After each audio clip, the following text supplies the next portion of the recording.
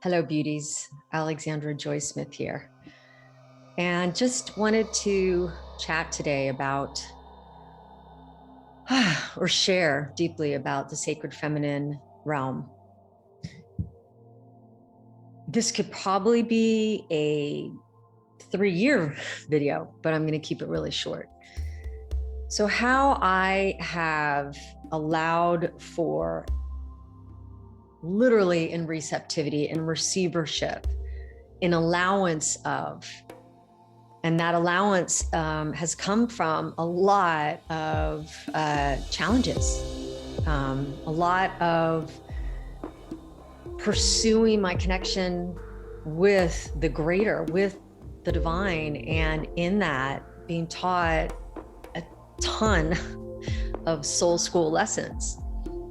So here's what I've discovered about the sacred feminine, about some refer to it as the divine feminine realm. We're here to balance both the divine feminine and masculine, yet as I say to my goddesses that I have the privilege of working with, we have been so out of balance. We have been so out of integration. We have been so out of any kind of common ground with the sacred feminine and the masculine. And by the way, I don't mean masculine feminine, I mean sacred feminine and sacred masculine, of which is why we came. We came to embody both. Yet we have been so out of balance, so out of integration on one side for so long that it's going to take what I call grokking, anchoring, bringing through in our own work, in our own channels, which is what I call how the nervous system comes through the spine and how spirit comes through us through the breath, through that channel, through the nervous system. It's going to take a lot of focus on the sacred feminine for a while so that we can remember her, remember the realm. So I'm just going to give you some key, if you were to rock climb, footholds and handholds into the realm. One is, sacred feminine is being fully expressed. It's coming from this opening of what is called the throat energy center, the throat chakra, where we are free to express our channel. That breath is moving through us energetically, and we're free to express the truth of who we are and our connection to the divine and connection to the sacred feminine. Fully and completely. For many, many years, many of us have remembrance of the violence against the mystery and the magic of the feminine. So we kind of, literally strangled ourselves. We cut off that expression. We are radiant. The sacred feminine is of radiance, not based on how we look in this current society of, looking good, and not respecting moving into the wild woman and into the crone stages, but wanting to look a certain way as identified by some magazine or I don't know, some thing in the media. But we're radiant from within. We radiate her. We radiate the sacred feminine and our connection to her. And it's like, we walk into a room when we are embodying the sacred feminine and we are felt. We don't even have to really say anything. We are the expression of her through our auric field, through the field of who we are.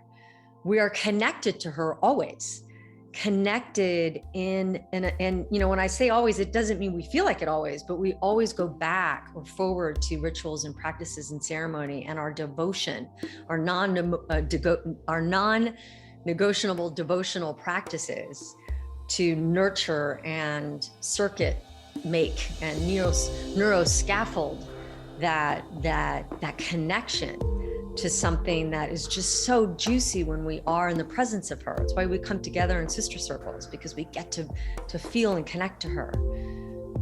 We come from the sixth senses and above, sixth sense being, our intuition. We trust a set of senses that are beyond the five senses we know about. Those five senses are really constructs of the mind to experience the world. But the intuition is the construct of the subconscious, the 95% of who we are. It's being able to trust that what we sense through our bodies is actually true. It's being able to feel into the subtle realms of communication. You know, when someone you love or someone walks into the room and you're feeling something, it's not that often I don't necessarily feel the right content, but when something is off with someone, I feel it. I may not know exactly what it is. Often I do as an intuitive, but it's that my body I actually can feel the energy of someone's something that is potentially off, or in an environment, you know, a lot of us are empathic to certain energies left in a room that were left there by someone who was off. So it's trusting that intuition as really a guiding principle, as a guiding force, like they talk about in Star Wars. Like, it's the force, not forceful, but like something to be guided by, like the flow, like the current is where your intuition lies. Awakening, being awakened, being, you know, at the edge of your seat of life. There's so many times when I'm in dissension and I'm having to learn and grok emotions or feelings or sensations in my body that I've been avoiding or you know, maybe even avoiding for lifetimes, having to go through.